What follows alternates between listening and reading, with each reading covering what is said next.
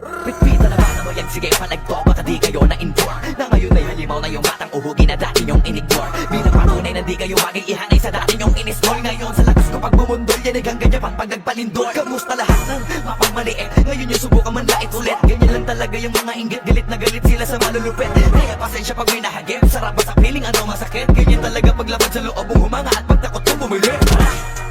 Puta diba napakasakta? Ginigiit na wala kong talento pero isa ka sa napalakpak. Sige-sige lang nakakaputak, sa pandinig mo ay isalpak. At namahin na laman na awitin hanggang sa utak mo'y mabakbak. Ano masarap ba? Nakakatawa ng lahat mga talangka. Sure pareho na kinahiligan pero ba't naghihila pababa? Dahil pa di matanggap na kinayo ko na lahat ng hindi nyo magawa. Parang hinamak nyo lamang ang karagatan na ang gamit ng ibang ka. Ibang ka na yata. Ibang ka na yata. Ibang ka na yata. Ibang ka na yata.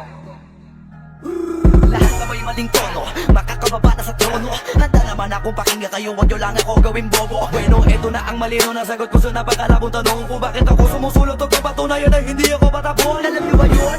Malamang hindi kasi hindi kayo alisto. Sa sobrang bulag nyo sa katotohanan, lahat kayo ay pinanisto. Hindi na uso dito palawakan ng koneksyon, kundi ka isasabi sa malabong makakuha ng atensyon. Hindi ako nakipag-unahan pero bakit ako ang nasa harapan? Samantalang yun natin pagtulakan sa likuran, sila paan na pag-iwanan. Ako paan dapat na alisin o baka di pa di napansin. Kung tutuusin ay mas malagin mo o galing palagi nagmamagaling. Lukuhin nyo nilang nyo, wala na kayong mauulol pa. Sa panahon na to sa listahan na mahusay ako ay nakaburda. Lahat mahiya, walang hiya na ngayon yung matagal yun ang kinutya. Paano ba yung panahon ko naman dahil yung panahon nyo ay tapos na. Shout out to my boy Flo G. I'm gonna kill this shit right now. Yeah. Pen. Ang mundong tulunod sa inggit, puro linta ko magsisipsip. Kapag may bago na ko antimano, tingin na agad nagsusumiksip. Kaso iba ko pag may nakita ko, meron na agad ako na bagong plano kung paano maglaho yung taong ayaw mag-iba. Yung papalitan ko na ng baguan. Kakatapos ko lang maturukan, ayoko na makipag-ululan. Gusto ko na kasi yung may kabuluhan. At bukod pa dyan, ayoko na rin makipag-usap kung walang katuturan. Dahil lahat ng bagay na di makakatulong, tagal ko nang tinuldukan. Dapat kilala mo na ang pangalan ko. Teka puta pare, ba't ang yabang mo? Dapat puta matigas pang harang mo. Lalabas ka sa bigat ng barang ko. Alam mo ba kung ano bitang banat to?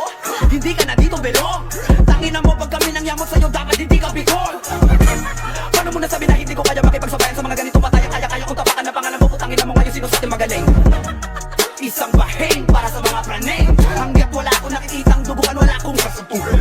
Pag naakit langit lakin kahit di ka lumapit gamit karit, ibibitin ka ng patiwarik habang umiiyak at sumisigaw ng bakit matik sa'kin. Grabing pasakit kapag sumabit, hindi pwedeng hindi magpapanik. Matakot ka na pag ako ang nagalit, ako ang tulay mo patungo sa langit.